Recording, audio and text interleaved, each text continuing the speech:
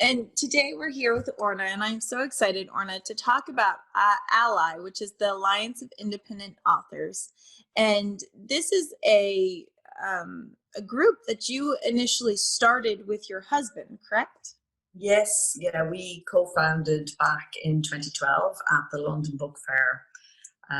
So it arose out of my own experience in self-publishing. I had just recently at that time started to self-publish and was completely bowled over by what it meant in terms of opportunities for authors. So I have been working in media and publishing for 20 years, and I instantly saw this was going to change everything for our community. So yeah, I had looked for an association to join, but there wasn't one doing what I felt needed to be done and what Philip felt needed to be done for, to be a sort of a professional association for those indie authors who wanted to earn a living from their writing. That's essentially the type of, and we've every kind of self-publishing author in ALLi. We've lots of people who are there just because they want to write one book for their, for posterity, for their kids, for their community, their company, whatever. We've lots of those authors, but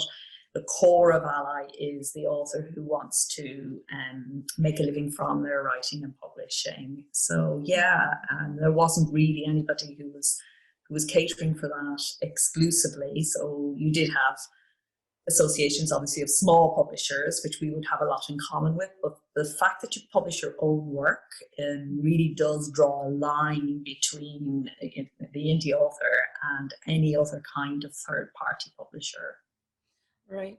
And so when you started this, you had already published with Penguin and you had been in the traditional publishing world, and then you kind of switched over to doing it yourself, to moving into indie. What pushed you there? What made you decide to take that leap when for most considerations, people would say she was with Penguin, she had it made. Why would you make that switch over to indie publishing?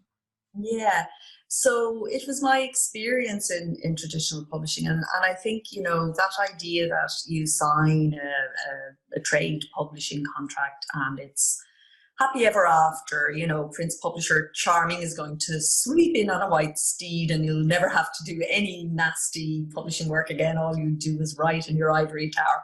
It's a total myth. It's not what works. And as soon as you kind of cross, when you're trying to be published, which was the only choice we had back when I started. When you want to be published, you think it's the Holy Grail. And of course, you're absolutely thrilled when you do sign the contract. And I'm very grateful to Penguin. It was a very nice contract and it was a very good experience in loads of ways. But it was also quite a bruising experience in some ways. And I just disagreed fundamentally with them on the marketing of the books. I felt they adopted a short-term strategy, which, yes, it did drive an instant sort of bestseller, but I was more interested in building a core group of what I would call true readers who really got what I do and who, build slowly over time kind of thing. So we had creative differences. And I think as soon as you cross that publishing line and you become one of those authors who's published, you realize that's very, very common. And you also realize that the whole system is built on author failure, really. And so first, there are all the authors who failed to get a publishing deal in the first place. And then of the authors who do sign a publishing deal, only a few of those actually get proper marketing put behind them. I was one of those lucky ones, but the marketing may not be all that it could be. Again, a whole load fall off at that point. And then if you've been through that sort of situation, which is where I was kind of left, there's no way we were going into another. It was a 2-book contract, and I had fulfilled my contract, and they had done their business or whatever, but we weren't going to go ahead with each other. And then when it doesn't work out with Penguin, well, kind of where do you go? And just as I was in that moment, along came, I actually was quite ill for a while, and I had to take a step back. And as I was coming back into work and thinking about publishing again, what am I going to do now? I don't want to even try. We never had that conversation. Because I became quite seriously ill. And by the time I came back, I was thinking, what am I going to do? And self-publishing was there, and I really didn't think it was going to be for me because I'm not a techie person at all, and I'm not the most organized of people, and all of that kind of thing. But I thought, well, the only way, people were saying such vastly different things. I had friends who were saying, this is wonderful, it's the best thing ever. I'm making a living for the first time. I can, I've got the control. I love the freedom, blah, blah, blah. People on the other side saying, we're all going to drown in a mountain of crap. Self-publishing is the worst thing that ever happened to the publishing industry. So I thought, the only way I can actually make up my own mind as to how I feel is to do it and see. And I started with a poetry chapbook on the basis that nobody would read it. So I could make loads of mistakes and it wouldn't matter. That was my logic. And then I was absolutely stunned when people did read it and bought it. And poetry, I really was, because the line in trade publishing up to when we see otherwise now in self-publishing, the line was that poetry doesn't sell. But it did sell, and that really surprised me. So I got my rights back and I changed the books back, so I have made changes for the publisher. I put them back, put them out with the covers I had originally kind of got in my head, placing a positioning that I wanted to do, and the titles reinstated. So and it was great, and I have sold far more of them than Penguin ever did. So it was all very satisfying. Right. Well, and I think one of the things that you said that's so important is that indie publishing doesn't mean going at it alone. It means control, it means publishing yourself, but it doesn't mean that you're just thrown out to the wolves alone. And that's really what ALLi really fundamentally shows authors, is that it takes a community. Sometimes you don't have to know everything, but it gives you the control and the ability to decide what you want to do, and then pull in help as needed, and rely on your community where needed as well. That's exactly right. I think the terms we have are misnomers in a way, self-publishing as well. It's not all about you. It's mostly about the reader. And, the sooner you get over the self part of self-publishing, the better a publisher you're going to be. And you're absolutely right. We need both, our team, which is the editors, the designers, the people like yourselves, the marketers, distributors, all these tools, tech and services that take us to our readers. And then we also need advisors and people who can steer us in the right direction, because it's no longer about, when I started out, it was so difficult to get information about publishing. It was a totally closed world. Nobody even knew kind of what it was. It was almost like a dark art, Now it's the absolute opposite problem. There is so much information. It's not that there isn't information out there. It's not even that there isn't good information out there. But the challenge is, what do I need right now? Sometimes it's information, but sometimes it's actually someone to hold your hand through a bit of implementation, so that you can shortcut a process that can take weeks or months if you're just doing it alone. The way we always advise people, just wherever you are is the starting point. Just begin there. Wherever the problem is, that's where you start. And then there are so many countless authors who have gone before you, and the indie author community is incredibly giving in terms of advice, and you won't be alone. You're not alone, because we've got this incredible movement. You're not just joining, when you join ALLi, you're not just joining an organization, or when you decide to self-publish, you're actually joining this huge movement which is changing so much in the literary world and in the publishing world. So you're not alone at all. Yeah. And I love that. And ALLi has grown. I mean, you and your husband started ALLi, but it has grown well beyond that. So working with you over at ALLi now, how big is your group? We've thousands of members, and then we've many, many more thousands of subscribers and followers, and people who take our emails, and then more followers again on social media and various places. So it's huge. I had no idea. We thought we were forming a little, group of authors here in the UK who would kind of take care of each other. But we very quickly, I mean, it grew quickly from the start, and it was instantly global. And we put the website up, and within a month we had members on all continents, because digital publishing is like that, and that was great. So we very quickly realized our original idea was not what it was going to be. But because it's digital business is extraordinary in terms of how it can grow and adapt, and how nimble it is, and how you can respond to the needs. So with ALLi, it's very much been that. We had certain core principles at the start. We had a kind of code of standard for partner members. From the start, we wanted to bring in the services as well as the authors and get dialogue, because there's a lot of kind of negativity on social media and stuff. Always felt it was better to highlight good services and call out ones that weren't so good, but essentially get the authors and the services communicating well in a forum and so on. So that was there from the start. And we had some other principles that were there from the start that are still absolutely core, but it also has been very much about responding to the needs as they have arisen. Mm-hmm. And the publishing industry is constantly changing for indie authors, for trade publishing. It's constantly changing in this age of print on demand and digital marketing. So it is something that you can't, while books and information on publishing are fantastic, it takes being in a community that's constantly looking for those changes, that's educating themselves so they can share on those changes. And ALLi does an excellent job of that through your newsletters, your podcasts, your blogs. And also one of the things that I always recommend is your watchdog desk.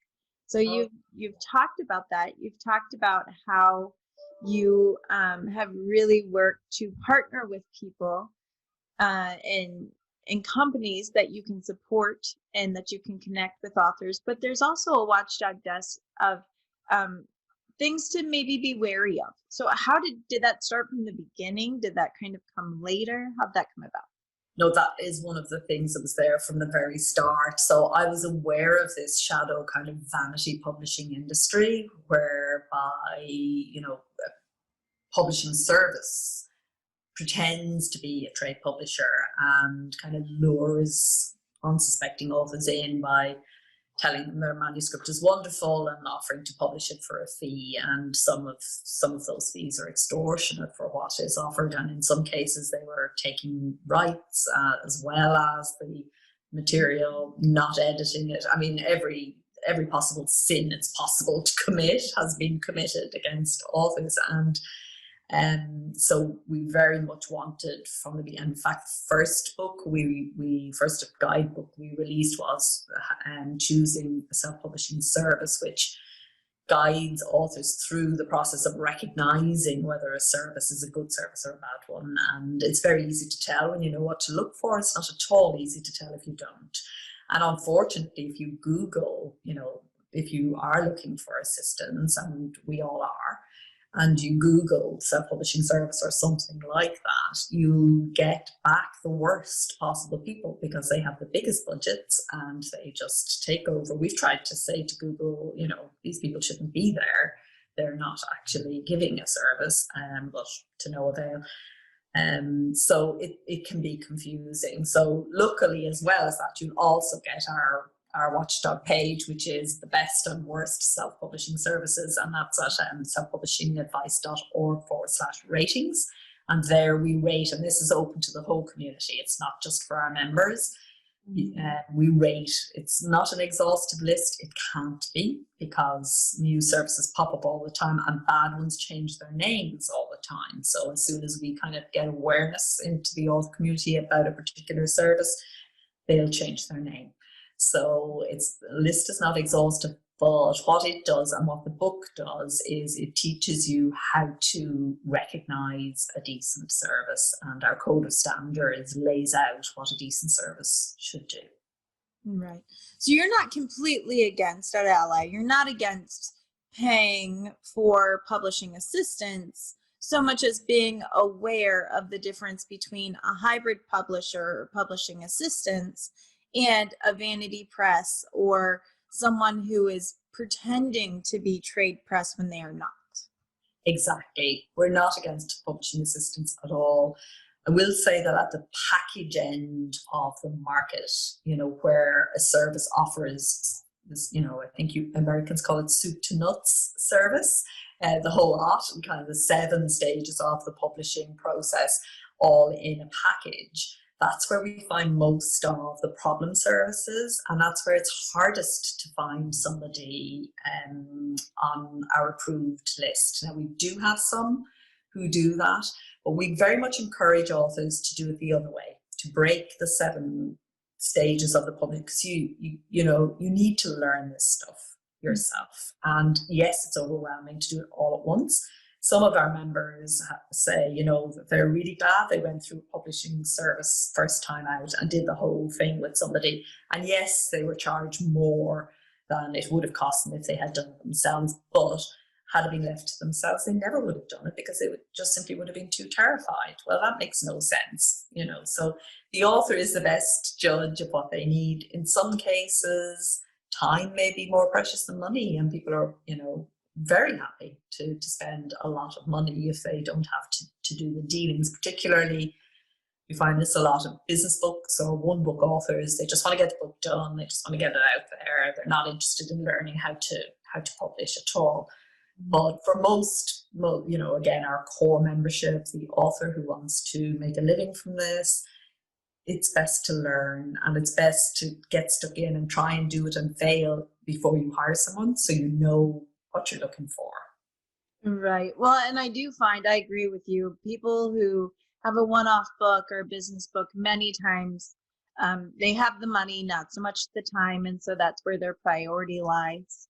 But having the knowledge, especially if you're publishing multiple books, if you really want to create a author platform with many books, that adds up over time as you're working with people. Here at New Shelves, we often say, I can do it for you, or I can teach you how to do it. And we have about 50-50 of the people who really want to dig in and want to learn and grow, and those people who say, no, just do it, just take care of it. And I think that there's value in each, as long as it's what the author wants and they're not being pigeonholed into one option or the other. Absolutely. I mean, I always say self-publishing is a broad church, and the author is the expert in their own life. They know what to do. So, you will get a lot of people in our community who say, you should do such and such. Mm-hmm. Also, this is the way to do it, because sometimes an author thinks, well, this worked for me, it's going to work for everybody, but it doesn't necessarily go that way at all. And so, yeah, that's why I think it really is a doing thing. It's learning by doing, rather than you listen to everybody, you take in the information, but at the end of the day, you have to give it a go. Mm-hmm. Right. Just get in there. It's this fear of failure, when really failure is just another word for saying that you learned something. Yeah, as long as you learn something through it, then it's a beautiful thing. And I say often to people that I talk to, authors and publishers, there are very rarely book emergencies that you can't come back from. Almost everything, if it didn't work, you can come back from it. It's not permanent damage, and at least you tried and you got some experience and some learning out of it. Absolutely. Usually the best lessons are the ones that went wrong, and the thing that stands to you most as you go forward. And you're absolutely right, with digital publishing, no need to worry. There was a time when you put a book out, it was set in stone, and it wasn't likely to get a second edition or whatever. It's so easy to make changes with digital publishing. So, yeah, totally agree. Absolutely.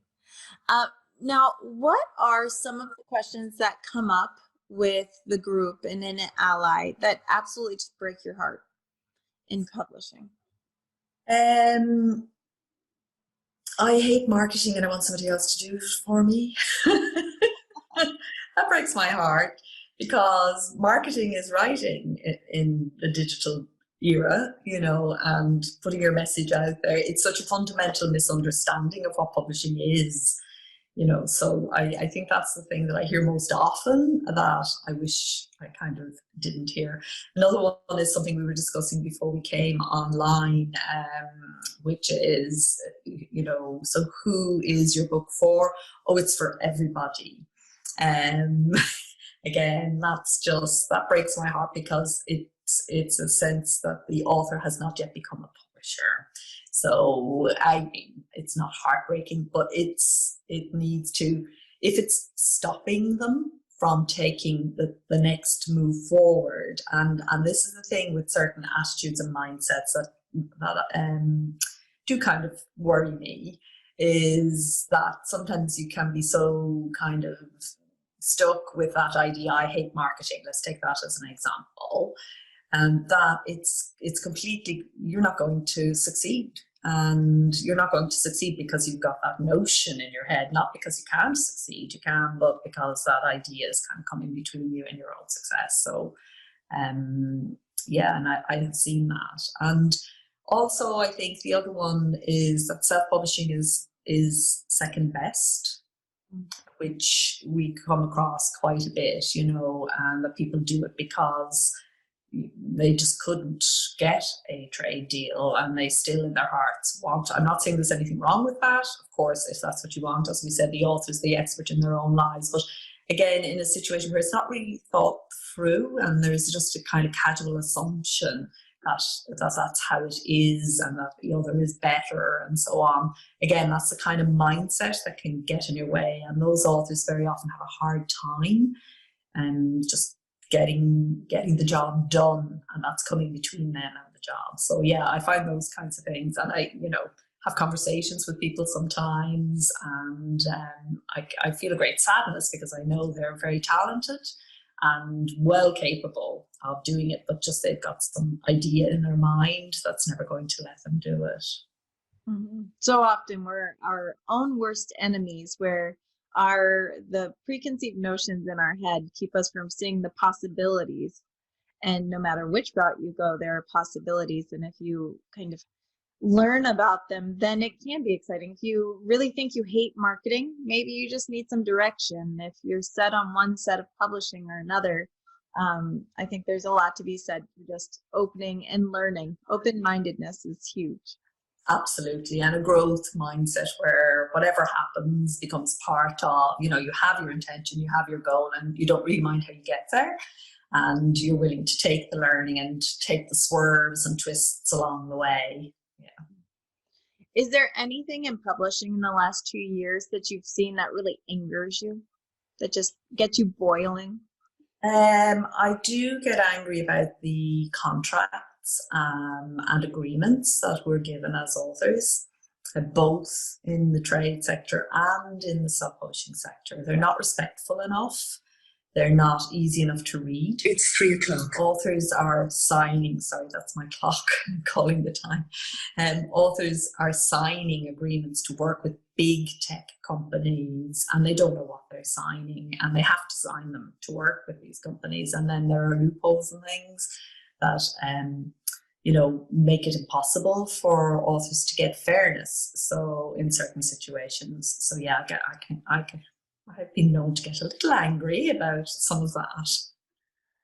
Well, and I think that's where publishers banding together is what makes the difference, because each of us on our own can say, well, I don't like this deal, but until the group goes together and really makes a stand for anything, big tech companies won't change things if it's snuck into their contract until people start talking about it. And that is the power of community. Whereas if we all start talking about it, that's when they start to realize that maybe they need to look at their policies a little more.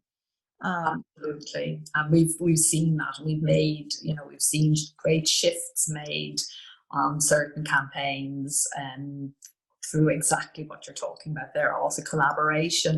And I think we're going to see an awful lot more of that in the coming years. Authors are getting a sense of their own power, and through self-publishing, they're beginning to realize and beginning to say, no, I won't accept that. You know, I want more. There's more.